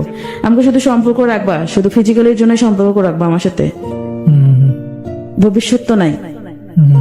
পরে ও বলতেছে না আমি এখন বিয়ে করতে পারবো না, আমার 10 লাখ টাকা দরকার। পরে ও আমি কলেজ গেটে একদম এমন ভাবে কান্না করছি, পুরা মনে হয় 15-16 জন জড়ো হয়ে গেছে আমার কান্না শুনে। আমি বসে পড়ছি রাস্তার ভিতরে, ও কি বলে। আমার তখন যদি একটা বাস থাকতো আমি বাসের ভিতরে উপরে মানে পড়তাম। আমার এরকম মরে যাইতে মন চাইছিল যে ও কি বলতেছে। তারপরে এত কিছু হয়ে গেছে, এখন বলতেছে যে বিয়ে করবে না, এখন 10 লাখ টাকা প্রয়োজন এই বলতেছে। পরে আমি বাসায়, পরে লোকগুলো বলতেছে যে কান্না করতেছে কেন, কয় একটু ফ্যামিলি সমস্যা তো ঝগড়া হয়েছে এখানে, কয় রাস্তায় ভেবে কাঁদতেছে, বাসায় নিয়ে যান, বাসায় নিয়ে যায় পরে সমাধান করেন কি হয়েছে না হয়েছে। পরে ও কয় আচ্ছা ঠিক আছে। পরে আমরা বাসায়, ও একটা অটোতে আসলো, আমি আর আমার আন্টি আর একটা রিক্সায় আসলাম। আমি আমার বাসায়, ওর বাসায়। পরে ও আমার সাথে বাসায় এসে আমি জোরে জোরে কান্না করতেছি, জোরে জোরে, সবাই শুনছে আমার কান্না, মানে এমন ভাবে কাঁদছি আমার পরের দিন আর সকালে কথা বলতে পারি না, গলা ব্যথায় কথা বলতে পারি না। পরে আমার আন্টিকে বলতেছে ও কি পাগল হয়ে গেছে, খাবো কিন্তু তুমি আমার স্বীকৃতি দাও যে মানুষ জানুক যে তোমার সাথে আমার বিয়ে হয়েছে, ঠিক আছে। এভাবে বলছি যে আমি আমারটা আমি রোজগার করে খাবো, তোমাকে খাওয়াইতে হবে না, যেহেতু আমি কাজ করতে জানি, এভাবে বলছি। তারপর ও বলতেছে ও আমার সাথে পরে আন্টির সাথে রাগারাগি করলো, জ্বরে বুঝান ও পাগল। পরে আন্টি বলছে যে পাগল বলতেছেন এখন যদি ও মারা যায় তখন আপনি কি করবেন, যে অবস্থা হয়েছে তো মারা যাওয়ার মতোই এই বলছে। পরে ও বলছে যে ওরে বুঝান, বুঝালে ঠিক হবে, কারণ 2 বছর সম্পর্কে এইভাবে তো যেহেতু অনেক কিছু হয়ে গেছে, এটা তো আর তাড়াতাড়ি ভোলা যায় না। হয়তো ওর কাছে ভালোবাসা ছিল না, আমার কাছে ভালোবাসা ছিল, আমি তো তাকে ভালোবাসছি। তারপর আন্টি আমাকে অনেক বুঝালাম, তারপরে বুঝি না ও আমার আবার ফোন দিছে আমি কি করতেছি না করতেছি, এমন করে আমার খোঁজ খবর নেয় আমি কি করতেছি না করতেছি, কিভাবে আসি না, আমি তো আর কথা বলতে পারতেছি না গলা ব্যথায়। তারপরে 2 দিন না যেতে ও আমাকে আবার ওই আপুর বাসায় ডাকতেছে যে আসো, আপুর বাসায় আসো। আমি পরে বলছি যে আমি কিন্তু তোমার বিয়ে করব, ঠিক আছে, একদিন হলো আমি তোমাকে বিয়ে করব, আমি তোমার সাথে সংসার করব। পরে বলতেছে যে সংসার কোথায়, আচ্ছা ঠিক আছে করিও বিয়ে, আমাকে বলতেছে। পরে আমাকে ওই আপুর বাসায় ডাকলো, আমি ও মিষ্টি মিষ্টি কথা বললো, আমি ওর কথা কইলা আপুর বাসায় আসলাম। তারপরে আমার একটা ভাই ছিল, ঠিক আছে, মায়ের পেটের ভাই নেই, ভাই ও অনেকটা আমার, কারণ এখন কষ্টের পাশে সময় ও নাই, কিন্তু ও মামু যার থাকার কথা সে নাই, কিন্তু আমার ভাইটা আমাকে সাপোর্ট করতেছে, আমার পাশে আছে, আমাকে বুঝাইতেছে। তখনও সে বুঝাইছিল আমাকে, তারপর আমার ভাইকে আমি বললাম, ওই আপুর বাসা যাওয়ার আগে আমি আমার ভাইকে বলছি সবটা ঘটনা, যে আমি এরকম আমি তোমার অনেক ভালোবাসি, ওর সাথে আমার অনেক কিছু হয়ে গেছে, আমি ওর ছাড়া বাঁচবো না, কেঁদে কেঁদে বলছি। তারপর আমার এই ভাইটা বললো যে আচ্ছা ঠিক আছে দেখি কি করা যায়। তারপর ওকে ডাকলো, কলেজে ডাকলো, ওর একটা রেস্টুরেন্টে বসলো, ওর নাকি বসছে, বসার পর বলতেছে যে ও আমাকে বিয়ে করবে, তখন বলতেছে বিয়ে করবে, ওর ফোন আছে একটা, ফোনটা বিক্রি করে ও আমাকে বিয়ে করবে এই বলতেছে। খাবার নাকি খেতে দিছে ওরে, খাওয়ার পর খাবার খাবে না, ও কাঁদতেছে যে কি করবো, ওর একটা বউ আছে, বাচ্চা আছে, আবার আমিও ওর সাথে এরকম করতেছে, আমাকে তোর বিয়ে করতে হবে, আমি ওরে বিয়ে করবো, কইতেছে যে যাই হোক আমি ওরে বিয়ে করবো, মানে কাঁদতেছে। আমার ভাইটা বলছে যে একদম ওর চোখের পানি প্লেটে পড়তেছে এরকম একটা। তারপর আমার ভাইটা বলছে আচ্ছা ঠিক আছে আমি দেখতেছি, এভাবে বলছে। পরে আমাকে জিজ্ঞাসা করলো, আমিও তো কান্নাকাটি গলায় বললাম যে হ্যাঁ আমি ওরে বিয়ে করতে চাই, ঠিক আছে। ও পরে আমার কাছে আবার বলে যে ওই 10 লাখ টাকার কথা বলে, যে আমি তো এখন বিয়ে করতে পারবো না, 10 লাখ টাকা আমার লাগবে, 10 লাখ টাকা লাগবে। আমি পরে আর কিছু বলি নাই, কারণ আমার তো অনেক কষ্ট, আমি তখন অনেক কষ্টে ছিলাম, কারণ আমি ওরে এত বিশ্বাস করলাম, যখন যেটা বললো তখন সেটা করলাম। আর এখন আজকে ও আমাকে বলতেছে যে 10 লাখ টাকার জন্য ও আমাকে বিয়ে করতে পারবে না, কারণ আমি তো অনেক গরিব, যদি ও আমাকে বলে কি, আর আমি তো ওরে 10 লাখ টাকা দিতে পারবো না। বলি কি। তারপর ও আমাকে যখন এই আপুটার বাসা ডাকলো, আমি আমার ভাইটাকে বললাম যে ও আমাকে আবার আজকে ডাকতেছে, ও বলে আমার সাথে সম্পর্ক, আমাকে বিয়ে করবে না, অথচ আমার সাথে ফিজিক্যাল রিলেশন করার জন্য আজকে আবার ডাকতেছে। আমি ওর ভাইটাকে বলছি, পরে আমার ভাইটা বলতেছে আচ্ছা ঠিক আছে তুই যা, দেখ আমি পরে একটা ব্যবস্থা করতেছি।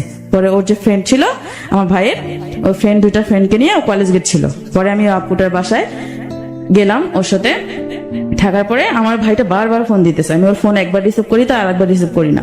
পরে আমাকে মামুন বলতেছে যে তুমি ও কেন বারবার তোমাকে ফোন দিতেছে। আমাকে ফোন দিতেছে ও কলেজ গেট আসছে তো আমাদের সাথে হয়তো তোমার সাথে দেখা করবে, ওর মনে হয়তো সন্দেহ ঢুকছে, ঠিক আছে। পরে আপুর বাসায় 2 ঘন্টা থাকার পর আপুর বাসা থেকে বের হয়ে আসছি, তাড়াতাড়ি আমি বের হয়ে আসছি। বের হয়ে আসার পর ও দেখে রাস্তার মোড়েই, একদম আমি ঠিকানা দিছি, রাস্তার মোড়েই আসছে। রাস্তার মোড়ে আসা পরে ওর হাতে একটা ফোন, আমার মামুনের হাতে একটা ফোন ছিল, আমার হাতে একটা ফোন ছিল। আমি আমার ভাইটা আবার ফোন 2টা নিছে যাতে মামুন কোথাও ফোন না দিতে পারে। পরে মামুনকে নিয়ে চলে আসলে মামুন আমাকে বলতেছে আমি কি তোমাকে বলছি বিয়ে করব না? বিয়ে তো করবো, এত তাড়াতাড়ি করার কি আছে, আর এরকম করলা কেন? বিয়ে তো করবো তোমাকে। আমি বলছি বিয়ে তো করবা, ঠিক আছে, এখন হলেও করবা পরে হলেও করবা, তাহলে এখন করি, সমস্যা কোথায়? কেউ জানলো না। আমি আবার এটা বলছি। পরে আমার ভাইটা নিয়ে আসলো, আসার পর কাজী অফিসে তো নিয়ে জানে একটা যে বিয়ে পড়াইছে তার বাসায় নিয়ে আসছে। ওই বাসায় বিয়ে হলো, কারণ একটা মানুষ যদি জোর না করতো তাকে তো কেউ, মানে মন যদি না আসে তাকে তো জোর করে কেউ বিয়ে দিত না। আমি যদি বিয়ে না করি, আমাকে যদি কেউ মেরেও ফেলে, তারপরে তো আমি বলবো যে আমি বিয়ে করব না, আমি মরে গেলে যাব। কিন্তু ও বিয়েটা সুন্দরভাবে করলো। আমি আমার কাগজপত্র দিলাম,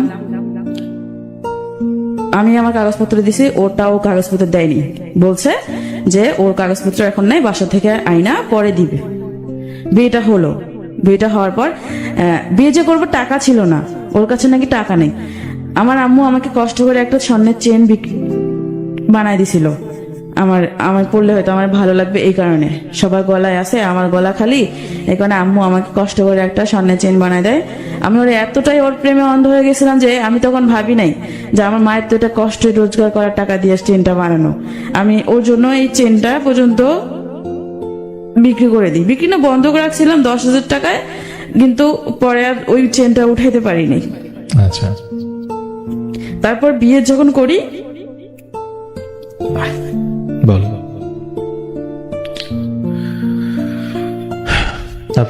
তারপর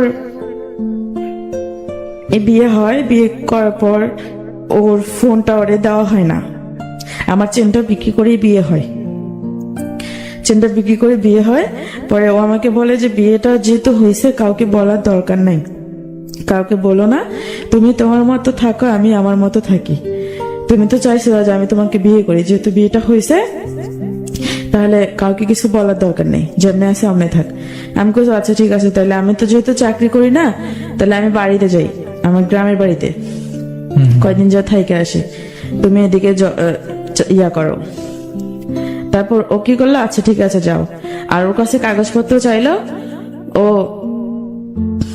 ইয়া করলো না, বলছে যে দিবে, কাগজপত্র দিবে, বাসা থেকে আইসা পরে কাগজপত্র দিবে, এটা বলছে। আর এর আগে বিয়ের আগে একটু কাহিনী ছিল যে আমি ওর বউর কাছে গেছিলাম, মানে ও যখন বলছে যে 10 লাখ টাকা প্রয়োজন, তখন আমি ওর বউর কাছে গেছিলাম সবটা বলবো, যে আমি আবারও কনসেপ্ট করি।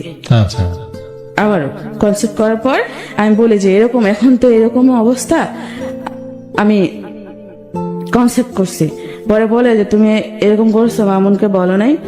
আমি করে বলছি, মামুন বলছে আমাকে বিয়ে কর। তুমি তাহলে, উনি সবকিছু জানার পর আমাকে বলে দেয় তুমি বিয়ের আগে এরকম কেন করলা, মামুনকে বিয়ে করতে মামুনকে বলো নাই বিয়ে করতে? আমাকে বলছি, ও পরে বলছে পরে করবে। এখন বলে যে কেন পরে করবে, কেন এখন এখন করতে বলো, আমাকে এভাবে বলছিল। আমি মামুনকে সব কথা, মামুনের বউকে সব কথা বলছি, সেই দিন বলছি। তারপরে মামুন এই গন্ডগোলটা করছে, মানে এই 10 লাখ টাকার কাহিনী করছে। মামুনের বউকে বলছিলাম যে এই কারণে মামুনের বউ হয়তো মামুনকে কিছু বলছে, তারপর যে আমি কনসেপ্ট করছি যদি কিছু হয়, কিছু যদি করি। পরে মামুন এটা হয়তো চাল খাটাইছে যে 10 লাখ টাকা প্রয়োজন আমার, আমি জানি না কোনটা সত্যি ছিল আর কোনটা মিথ্যা ছিল। তারপর যখন বিয়েটা হয়, বিয়েটা করার পর ও আমাকে বলে তুমি বাড়িতে, তুমি তাহলে গ্রামে যাও, কয়দিন থেকে আসো, আমি এদিকে সবকিছু ঠিকঠাক করি।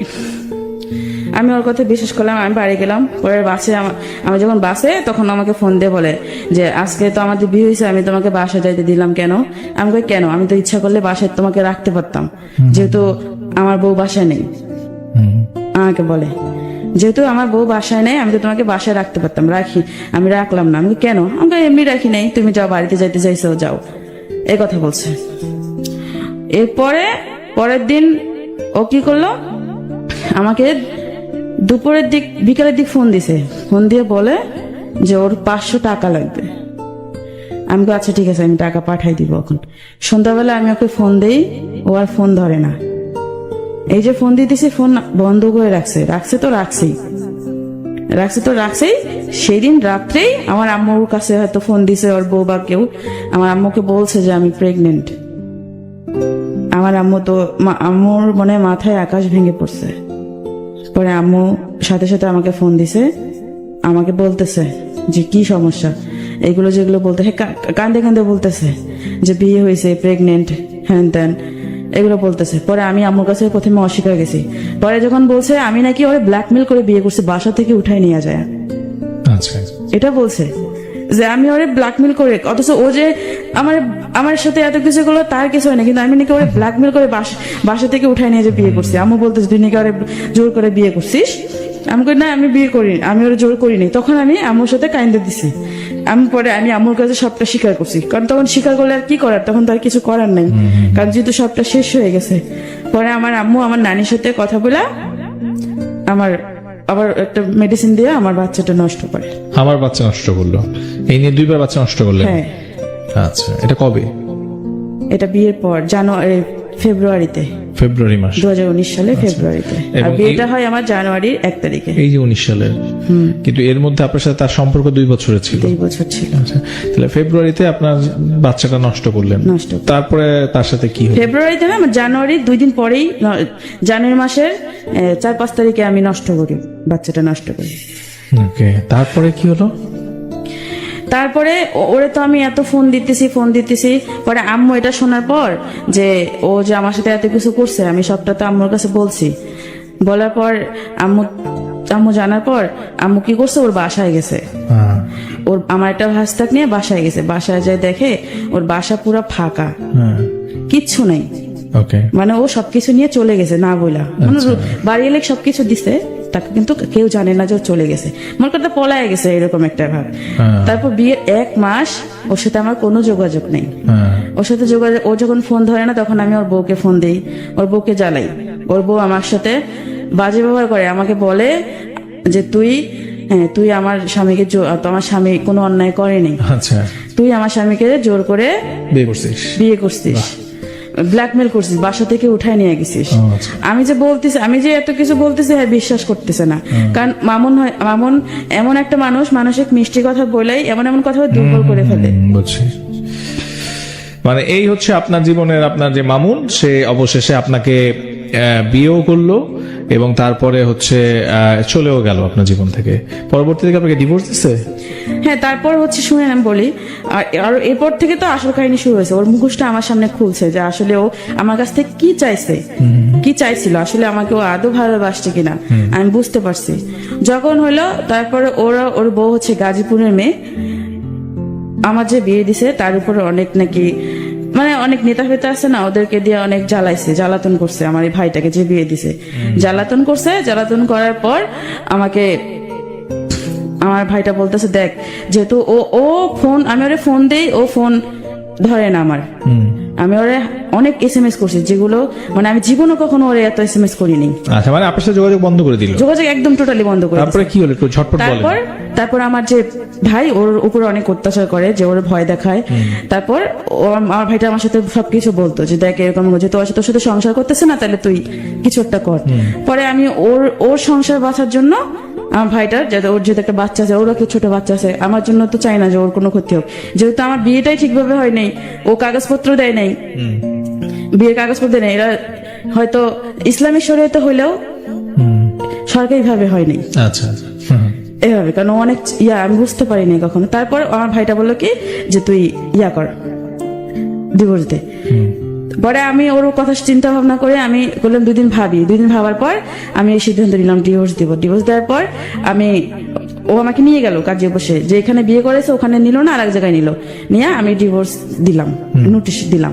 দেওয়ার পর এখন ও শুনছে, আমাকে কয় কি সুন্দর আগে আমার সাথে ভালো করছে, যেদিন ডিভোর্স দিতে তারপর থেকে আমার সাথে কথা বলা শুরু করে দিছে। আচ্ছা, কথা বলা শুরু করে দিছে, বলতেছে তোমার সাথে তো আমার ডিভোর্স হয়নি, স্ত্রী পক্ষ কখনো ডিভোর্স হয় না। আচ্ছা, তোমার কে বলছে? যে মৌলানা আছে, বড় বড় হুজুর আছে, তাদেরকে জিজ্ঞাসা করে দেখিও। আচ্ছা, আচ্ছা, এই বলে। আমি ওর কথা আর কোনো শুনছি, আমার অনেক কান্না পাইতেছে, এত কষ্ট করে আমি ওরে বিয়ে করলাম, এত ভালোবাসলাম, আর ও আমার সাথে এরকম চিৎকার করলো। 1 মাস কোনো খোঁজ খবরই নেই। পরে যখন আমি ওর ছায়রা দিছি তখনও আমারে খোঁজ খবর না, যখন শুনছে যে সুমি মাহমুদ আরে ডিভোর্স দিছে তখনও এরকম করলো। তারপর আমার মা সেই দিন যেদিন আমি ডিভোর্স দিয়ে আসছি, আমার মা জানে না, কেউ জানতো না। আমার মা কয় বিয়ে করছে, তাহলে এখন আমি এখানে থাকি কেন? আমার প্রতি একটা অন্যরকম কেউ দেখতে পারতো না। বাসা থেকে আমাকে বের করে দেয়, ওকে, আমার আম্মু বের করে দেয়। আমি কোথায় যাব? আমার তো কেউ নাই, আমি তখন অসহায় পড়ছি। পরে আমার যে ভাইটা যে বিয়ে দিয়েছে ওরকে আমি ফোন দিলাম, সবার আগে ফোন দিয়ে পরে বললাম যে দেখ এরকম বাসা থেকে বের দিয়েছে। ওর যে মামা তো বোন আছে একটা, ওর বাসা ও আমাকে নিয়ে গেল কাশিমপুর, আচ্ছা, ওখানে রাখলো। রাখার পর ও আমাকে বলতেছে রাখলো, আমার সবকিছু যাবতীয় থাকা খাওয়া খরচ সবকিছু দিয়ে দিছে। দেওয়ার পর এখন মামুন আমার সাথে কথাবার্তা বলতেছে, আমাকে বারবার বুঝাইতে চেষ্টা করতেছে যে তোমার সাথে আমার ডিভোর্স হয়নি, স্ত্রীর পক্ষ ডিভোর্স হয় না, যাতে ও আবার আমার সাথে ফিজিক্যালি করতে পারে, লুকায়া হইলেও। এভাবে বলছে। আমি তখন থেকে বুঝতে পারছি যে আসলে আমাকে ভালোবাসে নাই। এটা বুঝতে অনেক দেরি হয়ে গেল মনে হয়। হ্যাঁ, অনেক দেরি হয়েছে, অনেক দেরি হয়েছে। যখন সবকিছু শেষ হয়ে গেছে আমার, তখন